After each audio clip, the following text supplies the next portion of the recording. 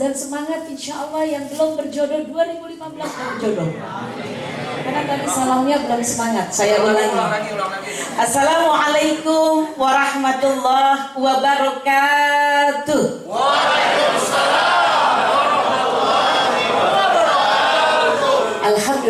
Alhamdulillahirabbil alamin. Yang belum berjodoh insyaallah 2015 ada yang melamar. Yang belum dapat jodoh insyaallah 2015 menikah. Saya doakan yang laki-laki rezekinya banyak menikah di Balai Sudirman. Yang perempuan insyaallah dapat jodoh menikah di Balai Kartini insyaallah. Kalau tidak bisa Balai Sudirman dan Balai Kartini, insyaallah Balai RW. Sama-sama balai depannya. Mudah-mudahan Allah barakahi kita semua. Innal hamdalillah nahmaduhu wa nasta'inuhu wa nastaghfiruh wa na'udzu billahi min shururi anfusina wa min sayyiati a'malina. May yahdihillahu fala mudilla lahu wa may yudlilhu fala hadiya lahu. Asyhadu an la ilaha illallah wahdahu la syarika lah wa asyhadu anna Muhammadan abduhu wa rasuluh la nabiyya ba'dah. Faqad qala Allah ta'ala fi kitabihil karim, a'udzu billahi minasyaitonir rajim. Bismillahirrahmanirrahim. Innal ladzina amanu qalu rabbuna Allah tsumma istaqamu tatanazzalu alaihimul malaikah alla takhafu wa la tahzanu wa abshiru bil jannati allati kuntum tu'adun. Shadaqallahul azim, shadaqallahul azim. Bapak Ibu yang dirahmati Allah, shaimin wa shaimat rahimakumullah. Mudah-mudahan seluruh ibadah kita diterima oleh Allah Subhanahu wa taala. Semoga semua doa-doa kita diijabah oleh Allah Subhanahu wa taala. Salawat dan salam mari kita sampaikan kepada manusia yang paling agung, manusia yang membawa dari kegelapan menuju cahaya, laki-laki yang paling baik kepada istrinya, suami yang paling sayang kepada keluarganya, ayah yang paling teladan di muka bumi, yaitu Nabi kita, Nabi Muhammad Sallallahu Alaihi Wasallam. Bapak Ibu yang dicintai Allah, satu pemandangan yang istimewa ketika bulan Ramadan yang penuh barokah, masjid-masjid banyak orang, masjid-masjid penuh dengan jamaah. Bahkan juga dimanapun banyak orang, tapi kemudian yang paling utama yang menjadi sorotan adalah banyaknya orang-orang yang ketika siang hari berpuasa mereka tertidur, bahkan mereka tidur. Maka ketika dijumpai orang-orang yang tidur di masjid, ditanya, "Bapak, kenapa Bapak tidur?" "Tidur kan ibadah Ramadan." Subhanallah, jawabannya benar. Ya, jawabannya benar. Tidur adalah ibadah. Maka kemudian ditanya, "Bapak, tapi ini udah waktunya kerja, masih tidur juga?" "Tidur ibadah, Ustadz bilang begitu." Ya, apalagi bulan Ramadan, tidur ibadah, di bulan Ramadan kerja. Masalahnya kan kerja dari pagi, kerja juga ibadah, jadi ibadahnya double-double. Udah tidur, kerja lagi. Ya, maka kemudian ditanya lagi, "Pak, udah masuk Pak, udah mau 2:30, sebentar lagi pulang." "Ya sudahlah, saya ini lagi sakit nih." "Kenapa Pak?" "Saya sakitnya kena sindrom 15P." "Banyak benar Pak, apa itu penyakitnya?" Bapak Ibu sekalian, 15P adalah orang yang kena sindrom pergi pagi pulang petang, kepala pusing-pusing, pinggang pegel-pegel, pendapatan pas-pasan, potong pajak pulang. Di sini nggak ada insya Allah. Semua saya doakan rezekinya barokah insya Allah.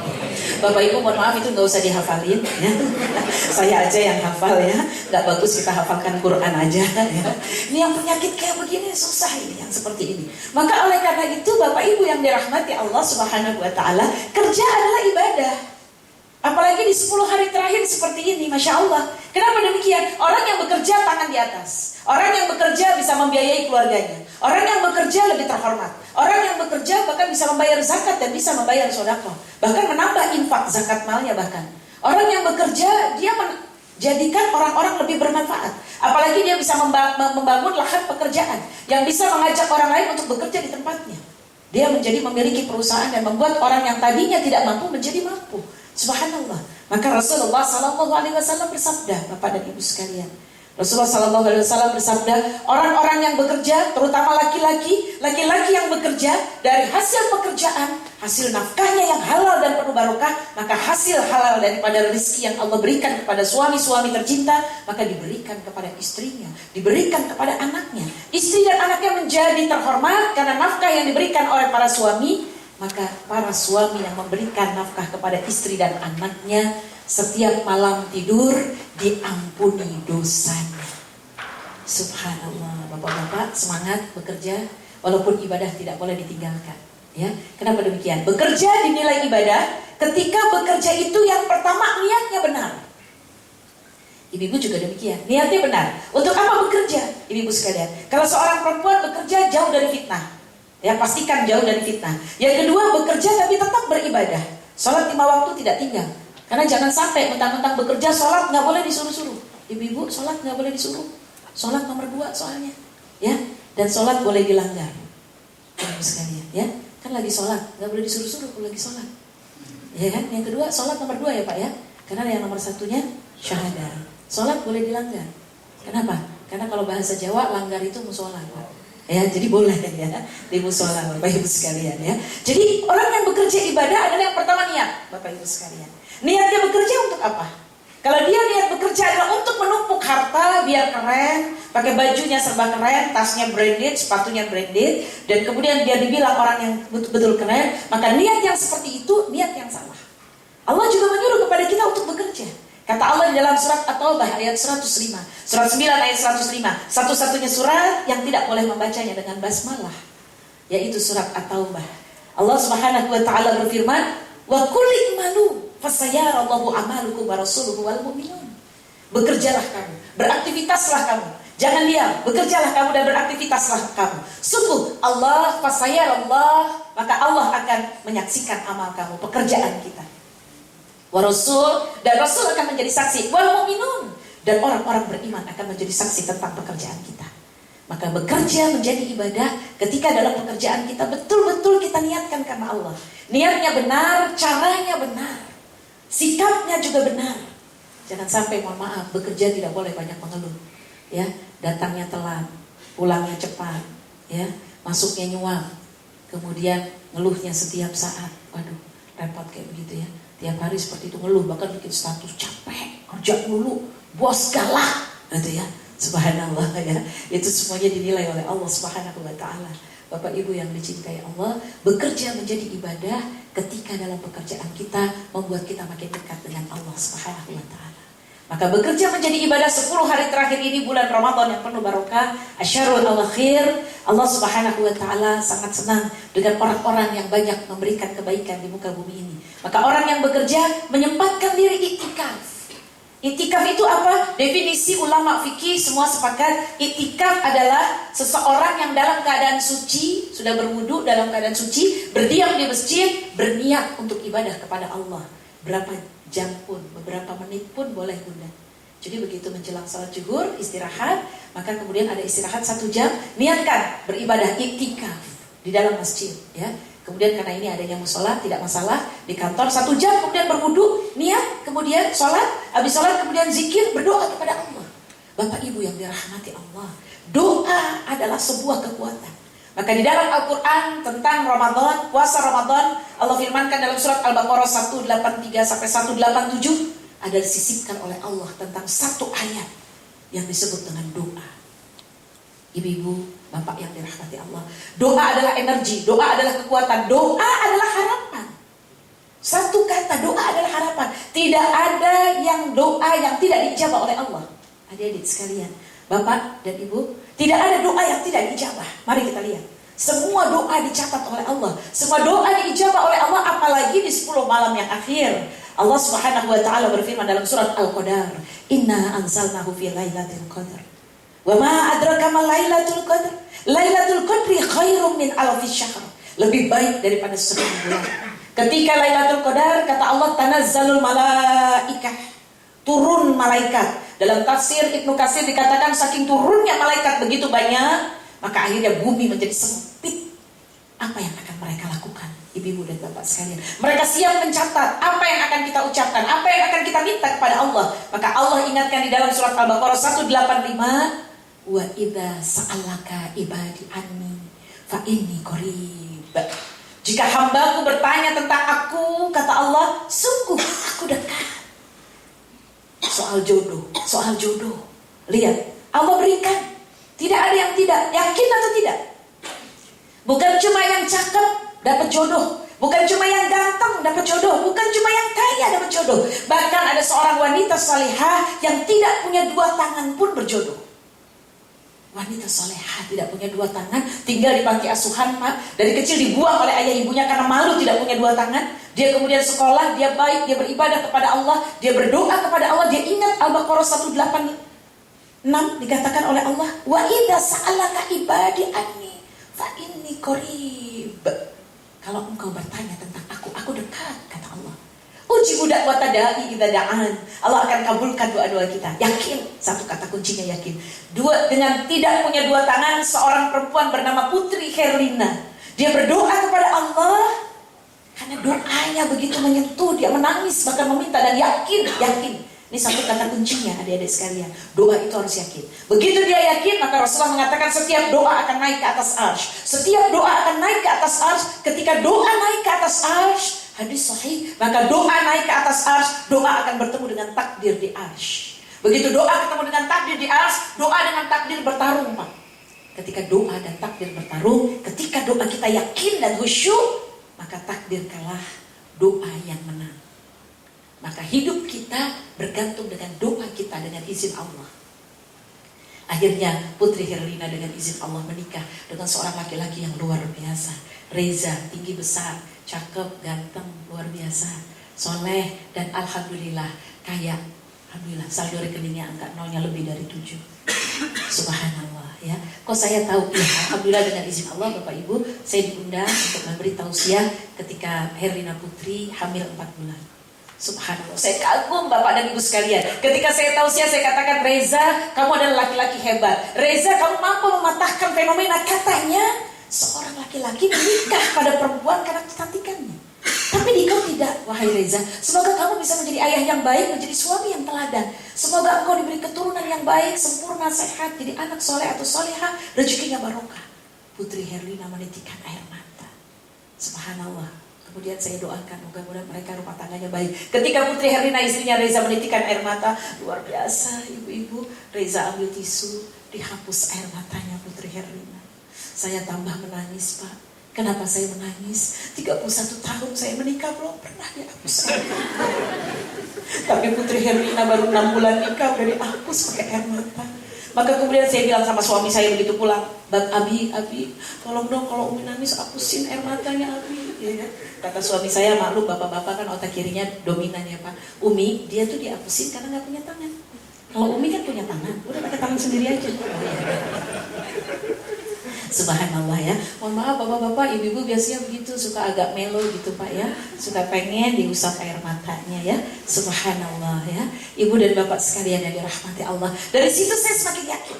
Adik-adikku sekalian. Maka yakinlah dengan doa. Benar loh kata pepatah yang mengatakan you are what you think, itu benar.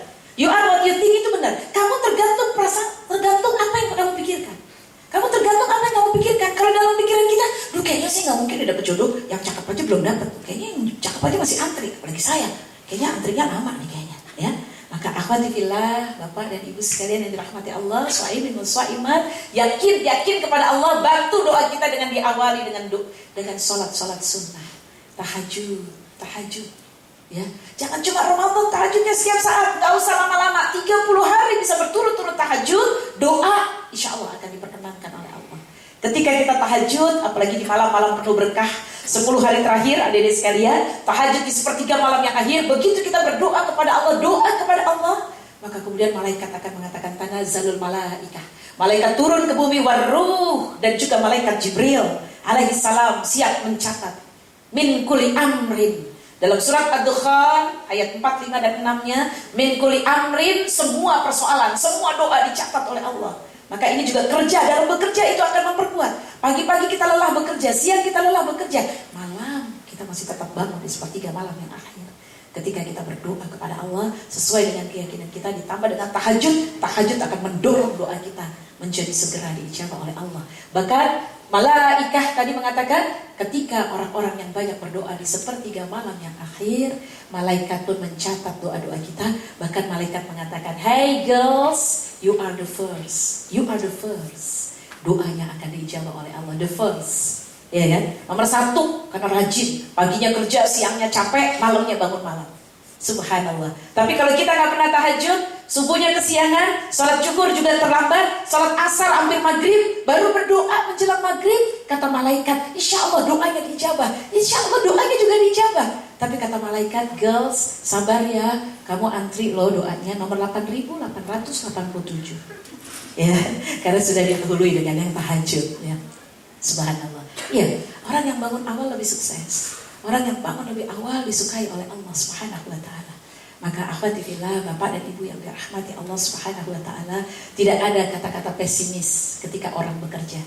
Yang berikutnya adalah sudah niat benar, tidak boleh mengeluh, Bapak Ibu sekalian. Dan kemudian yang kedua dengan apa? Cara yang benar. Ketika cara kita bekerja benar, betul-betul karena Allah, sesuai dengan prosedur, berapa jam kita bekerja, jangan curi-curi waktu. Ya, jangan ambil waktu bekerja untuk yang lain. Apalagi masya Allah ya, ini teman-teman saya bukan di sini, bukan di PPA, ini luar biasa. Kalau ibu-ibu tuh kalau lagi tanggal muda, belanja yuk belanja. Tamrin City, beres. Pokoknya makan siang traktir, ya kan? Subhanallah, Tamrin City-nya bukan cuma 1 jam, 3 jam baru pulang. Bukan di sini, bukan di sini ya. Subhanallah, ya. Luar biasa ya. Apalagi kalau big sale gitu ya. Subhanallah. Bapak Ibu yang dicintai Allah Subhanahu Wa Taala, orang yang bekerja bisa menjadi ibadah dan bekerja bisa menjadi naungan dari malaikat Allah. Al-Kisah seorang petani luar biasa di kitab Riyadhus Shalihin, boleh dibuka di kitab Riyadhus Shalihin bab keutamaan sedekah. Ketika seorang laki-laki, seorang petani zaman dulu Pak, bisnisnya belum terlalu banyak, baru petani seperti itu ya, beliau bertani pada waktu itu kurma, Masya Allah. Ketika seorang petani ini tiba-tiba 2 pemuda datang. Ketika 2 pemuda ini jalan, ternyata awan pun berkumpul. Ibu-ibu sekalian, adik-adik tercinta, awan berkumpul semua menyebut-nyebut nama petani ini. Sebutlah nama petani itu Pak Ahmad. Apa yang terjadi? Kata awan semua ketika berkumpul itu, ayo kita pergi menuju kebunnya Pak Ahmad, menuju kebunnya Pak Ahmad. 2 anak muda ini bertanya, awan, kok bisa bicara ya? Iya, kita akan menuju kebunnya Pak Ahmad. Terus kemudian akhirnya pemuda tadi, Bapak sekalian, ikut dengan awan tadi. Begitu awan itu sampai ke kebunnya Pak Ahmad, awan itu memanggil teman-temannya yang lain. Hei teman-teman, ayo kita berkumpul semua, collaboration, ya kan? Bukan cuma berjamaah dalam sholat, kita bantu kebunnya Pak Ahmad, kita turunkan hujan di kebunnya Pak Ahmad. Maka turunlah hujan deras di kebunnya Pak Ahmad. Subur tumbuh kebunnya Pak Ahmad ini Bapak dan Ibu sekalian. Ketika hujan deras, kemudian lama sudah berhenti hujannya, dan kebun itu memang nampak lebih subur daripada yang lain. 2 pemuda itu bertanya kepada orang-orang, di mana rumah Pak Ahmad? Di mana rumah Pak Ahmad? Kenapa dia bisa memiliki kebun yang begitu subur? Maka orang-orang menunjuki, itulah rumah Pak Ahmad. Begitu didatangi oleh 2 pemuda tadi, Pak Ahmad, betulkah kebun Bapak itu yang hijau, subur, tumbuh semuanya dalam keadaan hebat, bagus, dan tumbuh baik? Iya betul. Kenapa kebun Bapak lebih subur daripada yang lain? Pak Ahmad mengatakan, saya bekerja dengan sungguh-sungguh. Rasulullah mengatakan, ketika seorang hamba bekerja, dia harus itqon. Itqon itu profesional. Itqon itu betul-betul pada tempatnya. Kerjanya betul-betul tepat, bermutu tinggi, insya Allah baik apa yang dia lakukan. Ya, itulah itqon. Bapak Ibu sekalian, menyelesaikan dengan cara yang baik, memulai dengan niat yang baik, menyelesaikan dengan cara yang baik, tidak meninggalkan begitu saja walaupun apapun yang harus terjadi, karena dia punya tanggung jawab yang sangat besar. Dan kemudian Pak Ahmad mengatakan, setiap panen kebunku, aku selalu bagi 3 rizki yang aku dapatkan dari hasil panen. Yang pertama adalah dari hasil panenku aku belikan bibit lagi untuk menanam kembali. Yang kedua adalah 1/3 kemudian aku berikan kepada istri dan anak-anakku untuk memberikan nafkah kepada mereka. Dan yang 1/3-nya adalah aku sedekahkan. Luar biasa. Boleh dibuka kitab Riyadhus Shalihin. Jadi setiap orang yang bekerja, dia menghasilkan uang. Uangnya bukan untuk berfoya-foya, tapi uang yang dia hasilkan adalah paling tidak dibagi menjadi 3 bagian. Yang pertama untuk investasi. Investasi dalam arti tadi ya, untuk produktif, yaitu apa yang dilakukan. Dia 1/3-nya untuk membeli bibit. Kemudian 1/3 lagi untuk apa? Bapak Ibu sekalian, 1/3-nya adalah untuk nafkah keluarga. Dan 1/3-nya jangan lupa sedekah. Wah luar biasa ya, besar sekali gitu ya. Ya wallahu a'lam bishawab, tapi begitu dalam ceritanya, dibagi dalam 3 bagian ya. Dan Rasulullah sangat bahagia sekali Bapak Ibu sekalian, di bulan Ramadan yang penuh barokah, ketika seorang mukmin dia melakukan sedekah. Dan sedekah itu lebih banyak dari hari biasanya. Rasulullah mengajarkan demikian. Ya, Rasulullah SAW dalam hadis sahih Bapak Ibu dan sekalian, subhanallah, ketika beliau di bulan Ramadan, beliau sedekah lebih banyak daripada hari-hari biasa. Bahkan kata Jibril, Muhammad itu ketika bulan Ramadan sedekahnya lebih kencang daripada angin.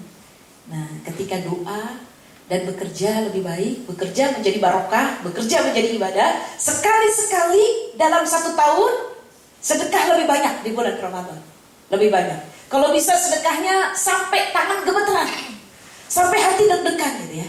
Saya pernah nih Bapak Ibu, mohon maaf ya, mohon maaf saya cerita, boleh karena saya sudah tanya pada para ustadz ya. Sedekah bilang-bilang boleh Pak, untuk memotivasi. Sedekah diam-diam juga boleh. Yang tidak boleh diam-diam nggak sedekah. Ya, karena pura-pura ngantuk ketika kotak infak lewat ya. Nah, jadi satu ketika Bapak Ibu sekalian, saya menjemput anak saya berenang. Bapak Ibu ya, saya latih anak saya untuk belajar berenang, memanah. Maka kemudian ketika dia berenang, saya tanya, ini kayaknya tukang parkir nggak pernah berubah, udah setahun lebih ya. Ya dia mau kerjanya tukang parkir Umi. Oh ya udah, kalau gitu Umi mau kasih hadiah. Saya bilang sama supir, jangan bayar parkir, biar ibu yang bayar. Saya bilang. Jadi nggak dibuka kacanya oleh supir saya buka. Kaca di samping kanan saya, Bapak Ibu sekalian, saya panggil tukang parkir, Pak sini. Saya sudah berniat. Saya tanya, berapa sih bayar parkir? 2.000 Bu. Nggak banyak kok. Ya baik, saya berniat, bismillah ya Allah, saya mau kasih 10.000. Semoga tukang parkirnya senang. Jarang-jarang barangkali ya, yang tukang parkir biasa 2.000 dikasih 10.000. Begitu kaca dibuka, saya ambil duit di dompet Pak. Nggak saya lihat lagi, begitu naik ke atas, ya Allah, saya salah ambil. Ternyata 100.000, Ibu-Ibu sekalian. Tapi tukang parkir udah senang, Assalamualaikum Bu Haji. Bu Haji sehat, semoga Bu Haji sehat selalu. Kenapa jadi baik begini tukang parkir? Begitu saya lihat 100.000, innalillahi wa inna ilaihi raji'un. Pak, untuk keluarga ya Pak. Iya Bu Haji, terima kasih Bu Haji. Anaknya saya jagain, kalau Bu Haji telah jemput pokoknya beres, saya jagain. Iya Pak, langsung saya tutup kaca buru-buru. Saya bilang sama supir, saya cepetan jalan. Kenapa Bu? Saya mau doa, Allahumma ya Rahman, Allahumma anta rahim. Allah engkau tahu ya Allah, aku niat sedekah, tapi niatnya 10.000 ya Allah. Tapi kenapa jadi 100.000 ya Allah? Masalahnya ini buat belanja besok ya Allah. Allah tolong ganti ya Allah. Aku ingat engkau berfirman di dalam Al-Quran, siapa yang sedekah diganti 700 kali lipat. Al-Baqarah 261. Siapa yang sedekah ganti ya Allah 10 kali lipat. Surat Al-An'am 160. Saya hafal ya Allah. Allah paling enggak ganti 2 kali lipat. Al-Baqarah 265.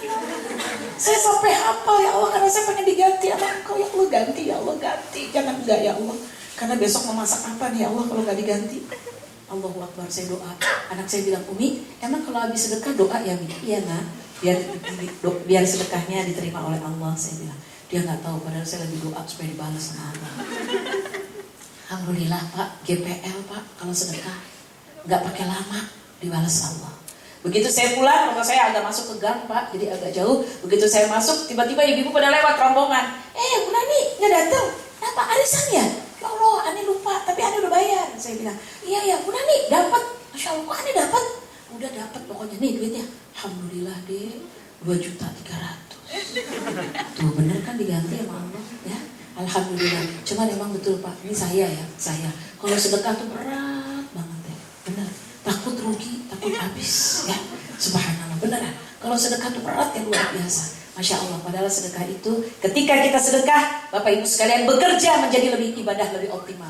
Apalagi bapak-bapak, Masya Allah, seorang suami yang memberikan uang belanja yang banyak kepada istrinya, dia akan mendapatkan pahala dari Allah Subhanahu Wa Taala. Ibu setuju kalau suami memberikan uang belanja banyak? Subhanallah. Pak, hadisnya sahih loh Pak, boleh nanti di tahap itu ditarjih ya oleh Ustadz ya. Suami yang baik adalah suami yang memberikan uang belanja yang banyak pada istrinya. Dan istri yang baik adalah yang belanjanya sedikit. Balance ya Pak, nggak apa-apa ya. Jadi suami yang ngasih uang banyak, istrinya simpen. Mah kemana duitnya? Disimpan Pak, buat pergi umroh bareng. Subhanallah ya. Bapak dan Ibu sekalian yang dirahmati Allah Subhanahu Wa Taala, bekerja adalah ibadah. Bekerja adalah ibadah. Kenapa Bapak Ibu sekalian? Ketika seorang suami, seorang bapak bekerja, dia akan menjadi teladan buat anak-anaknya. Anaknya lihat bapaknya berangkat pagi, pulang malam. Masya Allah. Tapi jangan pernah mengeluh. Gak boleh mengeluh Bapak dan Ibu sekalian. Kalau kita banyak mengeluh, rezeki makin menjauh. Coba aja kalau tidak percaya ya. Maka oleh karena itu Bapak dan Ibu sekalian yang dirahmati Allah Subhanahu Wa Taala, begitu juga ibu-ibu. Ibu-ibu bekerja, ibu pilihan. Ibu bekerja adalah pilihan. Seorang wanita menjadi ibu rumah tangga sudah berat. Ketika kita mau bekerja, berarti kita harus memiliki kekuatan yang lebih. Apa kekuatan yang lebih? Ibu-ibu tetap punya tugas. Kenapa Allah Subhanahu Wa Taala berfirman di dalam Al-Qur'anul Karim, Al-Baqarah 223, Nisa'ukum harsulakum Fa'tu harsakum anna syi'tum wa qaddimu li anfusikum. Seorang istri, nisa'ukum, istri-istrimu adalah ladang bagi suaminya. Kapan saja petani mau datang ke ladangnya, ke sawahnya, seorang istri tidak boleh menolak. Siap, ready to use. Kecuali Ramadan, ya, hanya boleh malam hari. Uhilla lakum lailatus syiyam. Nah, ketika seperti ini, ibu-ibu, adik-adik sekalian harus siap. Dan kemudian seorang ibu juga harus menjadi penanggung jawab mendidik anak-anaknya. Maka oleh karena itu, kesiapan ini juga perlu dipertimbangkan. Jadi ketika bekerja, istirahat, makan siang harus dioptimalkan. Makan siangnya harus bergizi, berkualitas. Untuk memiliki kekuatan tenaga, kekuatan pikiran. Ketika sampai rumah, jangan sampai anak-anak tercinta cuma dapat sisa-sisanya. Bekerja harus sukses, pegawai harus hebat agar bernilai ibadah, menjadi karyawan, karyawati harus hebat, sukses, tapi menjadi orang tua juga harus lebih sukses. Karena biar bagaimanapun orang tua tidak tergantikan. Bunda-bunda sayang, ayah-ayah tercinta, bahkan di Quranul Karim, Al-Quranul Karim, orang yang sukses adalah orang yang banyak dialog dengan anaknya. Kita lihat Al-Quran, bagaimana Nabi Ibrahim alaihissalam diskusi dengan anaknya. Ketika anaknya dari kecil, begitu baru lahir Ismail. Di surat Ibrahim, Masya Allah, luar biasa. Sampai kemudian dibawa ke Mekah, dialognya luar biasa. Walaupun Ismail masih sangat kecil. Ada doa-doa yang banyak dari Nabi Ibrahim, ayah tercintanya. Begitu besar, Nabi Ibrahim belum terlalu besar, sudah diminta oleh Allah untuk disembelih. Surat As-Saffat sampai panjang Bapak Ibu sekalian. Di surat As-Saffat surat 37 dari ayat 102 sampai 112. Subhanallah, ayah harus banyak berdialog. Maaf Pak, karena biasanya seorang ayah itu sedikit bicaranya. Allah takdirkan demikian. Laki-laki lebih sedikit kemampuan berbicara Bunda daripada perempuan. Bagus gitu ya Bunda? Kita aja yang agak lebih banyak sedikit ya. Iya, emang begitu, itu secara psikolog dan ciptaan Allah Bapak Ibu sekalian. Kalau ibu-ibu lebih banyak berkata-kata, lebih kemampuan berbicaranya jauh lebih baik. Kenapa demikian? Karena dia harus mendidik anaknya dengan kata-kata yang banyak. Seorang ibu yang baik, dia harus memotivasi anaknya. Dia panggil anaknya dengan panggilan yang baik. Anakku tercinta, panggil nama yang bagus. Bapak Ibu, saya guru, jadi saya tahu ya. Kadang-kadang orang tua dan teman-teman tuh kalau manggil anak suka sembarangan Pak. Namanya bagus Muhammad Ibrahim, dipanggilnya Baim. Ya. Anaknya bagus namanya Khadijah. Bagus kan Bu? Khadijah Tahirah. Dipanggilnya sama ibunya Ho, sini Ho. Ya Allah, satu huruf doang Ho, ya. Subhanallah ya. Padahal anak-anak itu senang Pak jika dipanggil kalau orang-orang Arab. Anak-anak kecil orang Arab kenalan nih kalau nggak percaya. Man ismuk, ya. Maka dia akan sebut 3 nama Bapak Ibu sekalian. Ya, ismi Asma binti Muhammad bin Ali kata dia. Jadi 3. Sampai 3 nama disebut. Nama ayahnya dan nama kakeknya. Subhanallah. Maka ini sangat bagus sekali ya, karena ini akan membuat orang menjadi percaya diri ya. Self confidence-nya lebih baik dan lebih bagus. Bapak Ibu sekalian yang dirahmati Allah, kemudian kembali lagi bukan cuma Ibrahim. Ibu-ibu, adik-adik sekalian, bekerja ibadah termasuk di dalamnya adalah ketika seorang perempuan menjelang nikah, Pak. Seorang perempuan akan menikah, dia diskusi sama ayahnya. Ini bukan kata saya, boleh dibuka surat Al-Qasas, surat nomor 28. Seorang perempuan yang akan menikah, putri Nabi Syuaib. Putri Nabi Syuaib ketika dalam waktu kekeringan, Nabi Syuaib sampai ternaknya kemudian betul-betul kekeringan, sampai kehausan, maka 2 putrinya mengambil air. Karena dia tidak ada anak laki-laki. Ketika sedang mengambil air di satu tempat, tiba-tiba berjumpa dengan Nabi Musa alaihissalam. Kata Musa, "Hei anak putri, apa yang sedang kau tunggu? Aku akan mengambil air. Tapi aku gak mau ikut rebutan." Nah, subhanallah ya, di sini tidak ihtilan, tidak bercampur. Maka kemudian aku akan tunggu sampai tidak terlalu banyak orang, baru saya akan ambil air, karena di situ banyak bapak-bapak dan laki-laki. Subhanallah. Begitu kemudian kata Musa, "Baik, kalau gitu aku ambilkan air untukmu." Kata Musa alaihissalam. Sama Musa diambil, begitu diambil ternyata airnya berat. Adik-adikku sekalian, begitu berat kata Musa, "Wahai wanita yang soleha, bagaimana kalau aku bawakan air ini supaya kamu tidak terlalu berat sampai rumahmu?" Sepanjang jalan Musa membawakan airnya, dan Musa adalah seorang laki-laki yang qawiyul amin. Al-qawi artinya kuat dan sehat, al-amin artinya terpercaya. Dia tidak melakukan apa-apa sepanjang jalan. Subhanallah. Sepanjang perjalanan memuliakan 2 wanita itu. Sampai ke tempat Nabi Syuaib, Nabi Syuaib kaget. "Wahai putriku, begitu cepat engkau mendapat air." "Ayah, ada laki-laki yang bertanggung jawab, ada laki-laki yang hebat, yaitu Musa. Dia bawakan air." "Kenapa? Bagaimana ceritanya?" "Ya, ketika kami antri dia datang dan dia siap membantu." Maka kemudian, "Wahai ayah," kata putri Syuaib, wahai ayah, tolong ambillah dia sebagai menantu. Subhanallah, ya. Jadi diskusi antara putri dengan ayah tercintanya. Subhanallah. Ini juga bagian daripada ibadah. Bapak dan Ibu yang dirahmati Allah Subhanahu wa taala. Maka oleh karena itu Bapak dan Ibu sekalian, dialog itu sangat penting. Ya, Bapak Ibu, sesibuk apapun Bapak-bapak, seketerbatasan apapun Bapak dan Ibu, maka salah satu ciri rumah tangga yang barokah, rumah tangga yang baik adalah komunikasi berjalan dengan baik antara suami dengan istri. Jangan sampai terjadi komunikasinya buntu ya. Ketika kadang-kadang bapak-bapak sibuk ya, kalau suami-suami itu manggil istrinya senangnya manggil namanya aja. Padahal Rasulullah panggilnya Humairah ya Pak, istrinya namanya Aisyah. Panggilnya siapa? Humairah.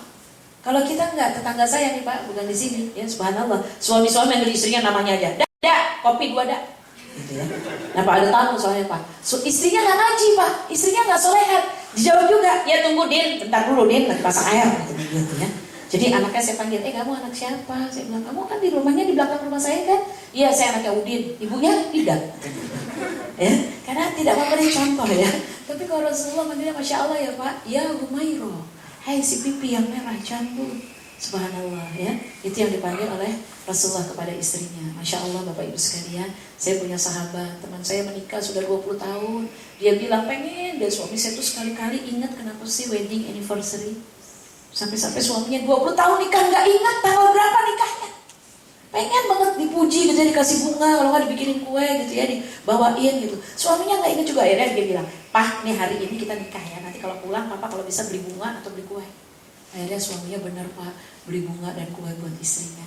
Begitu datang, dia berharap mudah-mudahan suamiku bisa bernyanyi. Dia berharap lagunya lagu Raisa. Could it be love, could it be love. Tapi ternyata sayang Bapak Ibu sekalian, si suami begitu datang bawa kue untuk menyenangkan istrinya, suaminya cuma bisa lagu Ebit GAD. Maka dia nyanyi, kau nampak tua dan lelah. Langsung dia ambil kuenya, dia ambil bunganya, dibuang Pak. Suaminya masih belum sadar, dilanjutkan lagunya Pak. Tulang pipimu, ya Papa marah, gimana tulang pipi nggak rusak, tahu nggak pernah ke salon, masak terus, ya kan? Subhanallah ya, Bapak Ibu yang mencintai Allah, ini kelihatannya hal kecil ya Pak. Seorang istri, suami, kalau banyak rutinitas, tidak pernah ada surprise, kejutan, dia akan mengalami satu futur kalau dalam Islam. Kalau kita bete, anak muda bilang, bosen. Jadi perlu hal-hal yang seperti itu. Dan Rasulullah melakukan hal itu Bapak Ibu sekalian. Kalau kita lihat bilik-bilik rumah tangga Rasulullah, bekerja juga begitu Bapak Ibu sekalian. Ya, makanya alhamdulillah ada tausiah di PPA ini, Masya Allah, mudah-mudahan bermanfaat ya. Jadi kerja itu menjadi meningkat ibadahnya. Kenapa? Ketika Bapak bekerja dengan baik, anak Bapak menjadi anak yang soleh, dengan rizki yang halal, penuh barokah. Seperti apa? Rizki yang barokah adalah bukan dari jumlahnya Bapak dan Ibu sekalian, bukan dari jumlahnya. Boleh jadi ketika kita bekerja sungguh-sungguh, kita cuma digaji kecil. Subhanallah, saya pernah jadi kepala sekolah Pak. Kepala sekolah betul-betul dari pertama, betul-betul menjadi pendiri, dari tidak punya murid sampai punya murid 225 anak. Gaji saya Alhamdulillah, 1 tahun pertama saya tidak dapat gaji. Karena muridnya baru 9, baru kemudian habis itu 25. Saya bilang gak masalah, Alhamdulillah. Suami saya masih memberi nafkah saya. Begitu udah murid banyak, saya digaji tidak pernah lebih dari 200.000. Tapi dengan izin Allah, saya tidak pernah mengeluh. Saya senang. Saya senang bertemu dengan anak-anak. Saya menganggap itu anak saya sendiri. Masya Allah, dengan izin Allah Bapak Ibu sekalian ya. Terus teman-teman saya pada bilang, nah nih kita udah pada jadi kepala sekolah. Oh maaf Pak, saya satunya IKIP ya. Maka kemudian teman saya udah jadi kepala sekolah. Saya Alhamdulillah, saya jadi guru udah senang. Saya bilang, apa yang terjadi Bapak Ibu sekalian? Ketika saya bersyukur dengan gaji 200.000 pada waktu itu tahun 90-an. Alhamdulillah saya menjadi kepala sekolah 3 kali. Teman saya yang gajinya sudah besar baru jadi wakil kepala sekolah 1 kali, itu pun nyogok. Nah, inilah rezeki yang barokah Bapak Ibu sekalian.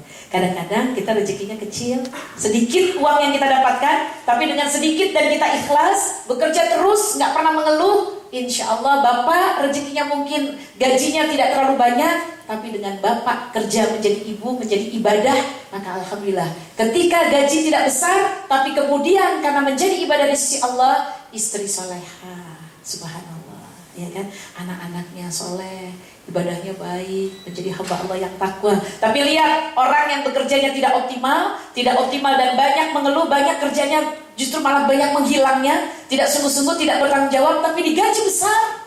Jangan iri, dia gajinya besar, tapi pasangannya bermasalah, anaknya bikin ulah, hidupnya menjadi resah dan gelisah karena mereka tidak pernah sholat berjamaah. Makin susah. Bapak Ibu sekalian, coba aja lihat. Jadi tidak ada yang sia-sia dalam hidup ini, Bapak Ibu sekalian. Maka bekerja sekalipun kesulitan pasti banyak. Tidak ada orang hidup tidak punya tantangan. Jamaah sekalian yang dirahmati Allah, maka Allah Subhanahu wa taala mengingatkan kepada kita, orang yang hidup pasti ada ujiannya. Orang yang hidup pasti ada ujiannya. Am hasibtum an tadkhulul jannah? Apa kamu kira bahwa kamu akan masuk surga? Pasti dalam bekerja ada tantangannya. Ketika bekerja ada tantangannya, kembalikan semua kepada Allah. Jangan iri dengan teman, ya. Jangan benci dengan atasan. Jangan menjelek-jelekan perusahaan, ya. Kenapa? Karena ini memang sudah harus kita lewati. Dengan ini insya Allah menjadi ibadah. Jangan ngiri sama teman. Begitu lihat teman, Masya Allah dia padahal masuknya belakangan loh. Dia lebih di bawah aku loh levelnya. Tapi lihatin tuh laptopnya aja keren banget, handphonenya bagus lagi. Ya kan? Ngiri. Capek kalau ngiri, ibu sekalian. Kalau orang ngiri, nanti lama-lama miring. Enakan nganan. Ya, jadi seimbang, habis ngiri kanan ya Bapak Ibu sekalian yang dicintai Allah ya. Kenapa? Karena itulah yang paling enak ya. Bapak Ibu yang dicintai Allah Subhanahu wa taala, saya tutup dengan cerita yang mudah-mudahan menjadi manfaat ketika kita bekerja. Semoga ini menjadi kebaikan. Jujur dalam bekerja dan insya Allah mendapatkan kebaikan dari Allah. Al-Kisah dalam penutup. Seorang yang ketika dia bekerja, dia ingin menambah ilmu. Ketika dia menambah ilmu, dia sekolah lagi S3.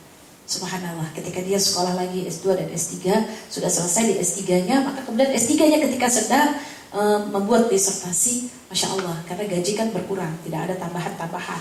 Anak-anak kemudian sangat butuh dengan rezeki yang lain, karena masuk sekolah dan sebagainya. Apa yang terjadi Bapak Ibu sekalian? Ketika seorang bapak ini kuliah S3 dan kemudian dia berusaha untuk mencari harta yang halal, dan Masya Allah, dalam kuliah S3 anaknya yang 3 orang di rumah, ibunda tercinta, istri tercintanya meninggal dunia. Ketika meninggal dunia, dia tetap komitmen untuk menyelesaikan S3-nya. Ketika dia selesai S3 dalam keadaan sedih, tidak ada istrinya, dan kemudian anak-anaknya dititipkan pada orang tuanya, dia sekolah S3, Masya Allah. Ketika S3 itu dia sekolah, uang gajinya habis terpakai untuk anak-anaknya semua. Dia di tempat kos tidak makan. Ketika dia tidak makan, dia putuskan, Allah, ini ibadah. Menuntut ilmu adalah ibadah. Saya putuskan untuk saya berpuasa Daud. Ketika dia puasa Daud, Bapak Ibu sekalian, setelah sepekan, 2 pekan dia puasa Daud, dan ternyata dalam 2 pekan pun dia tidak mendapatkan uang untuk mendapatkan makanan. Dia cuma berbuka dengan air putih. Dan akhirnya dia putuskan untuk minta izin tinggal di masjid. Dengan di masjid dia berharap sholat 5 waktunya tidak pernah tinggal, dan kemudian ibadahnya lebih baik, sholatnya bisa berjamaah. Ketika dia lakukan 1 bulan, uang masih tidak cukup juga, Bapak Ibu sekalian. Satu ketika dia akan ke kampus, jalan keluar dari masjid menuju kampus, tiba-tiba ketika dia baru berbuka hari ini karena kemarin puasa Daud, maka terciumlah bau makanan yang harum sekali. Ketika tercium bau makanan yang harum, dia berpikir, aku harus sabar, ini gangguan orang yang tidak punya uang. Tapi kemudian dia berjalan, bau harumnya makin kuat. Ketika bau harumnya makin kuat, dia lirik ke kanan, ada pintu dapur yang terbuka.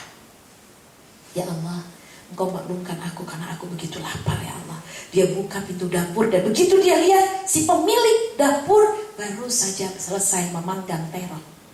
Maka akhirnya dia buka pancinya, terongnya dia gigit. Ya Allah, manis banget ya Allah. Tapi begitu dia gigit, dia kunyah dan dia telan, dia masih tinggal separuh dari terong itu. Dia ingat, ya Allah, ini harta haram. Aku belum izin sama yang punya. Aku gak mau makan harta yang haram. Maka yang digigit ditaruh lagi di panci. Kemudian yang di mulut dia berusaha untuk keluarkan. Allah, aku minta ampun, aku lupa, ini harta yang haram. Aku tidak boleh melakukan itu. Dia balik ke masjid, gak jadi ke kampus. Dia berdoa kepada Allah, sholat zuhur, dia berharap ketemu si pemilik terong, mau minta maaf. Tobat kepada Allah sudah dia lakukan. Salat asar dia berdoa dan bertobat kepada Allah, belum ketemu si pemilik dapur yang punya terong.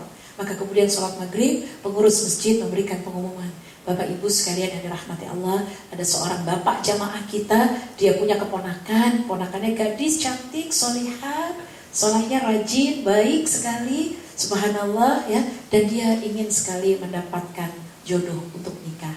Karena si anak ini sudah tidak punya bapak ibu, dan pamannya ingin menikahkan karena paman ingin pergi keluar kota, ingin pindah keluar kota. Maka pengurus masjid ditanya, siapa yang siap anaknya menikah dengan gadis ini? Maka semua pada mengatakan, aduh saya sudah menikah anak-anak saya.